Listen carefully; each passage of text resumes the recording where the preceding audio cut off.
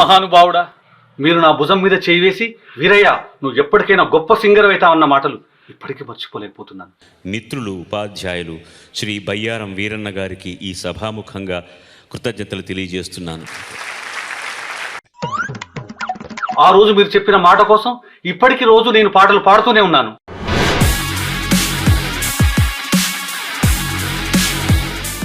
పెళ్లిలా బావపాడిన పాటలకి పెళ్లికొచ్చిన వాళ్ళందరూ ఎట్టుతోవ దొరికితే అటే ఊరికి రక్క. అక్క బావేమన్నా మారిందా అట్లనే ఉన్నాడా? సువ్వి సువ్వి సువ్వాలమ్మా నీలాలమ్మా మువ్వా మువ్వా సవ్వాడల్లే సవ్వాలమ్మా. ఏమండి, మీరు పాటలు పాడితే పాడుకోండి, మధ్యలో నన్నెందుకు బలి చేస్తున్నారండి? కోకిళ్ళ కోకిళ్ళకు అన్నది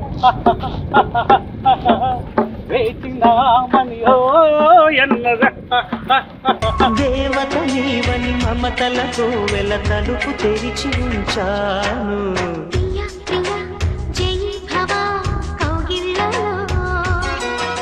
సార్, ఇట్లా ఓల్డ్ సాంగ్స్ కాకుండా మంచి లేటెస్ట్ సాంగ్ ఏమైనా వాడరాదా మీకు?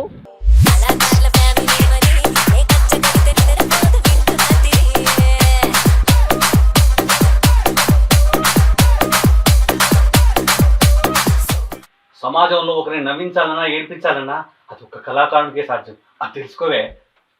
అయ్యా, మీకు మీ కళకు శతకోటి వందనాలు. మీరింక మారని నాకు అర్థమైంది. నేనే ఆదివారం ఎల్లమ్మకు హారతులియంగా ఎల్లమ్మకు ఆదివారం ఎల్లమ్మకు హారతులియంగా ఎల్లమ్మకు రామ ఎల్లమ్మకో రాముల పరిశానెల్లమ్మకో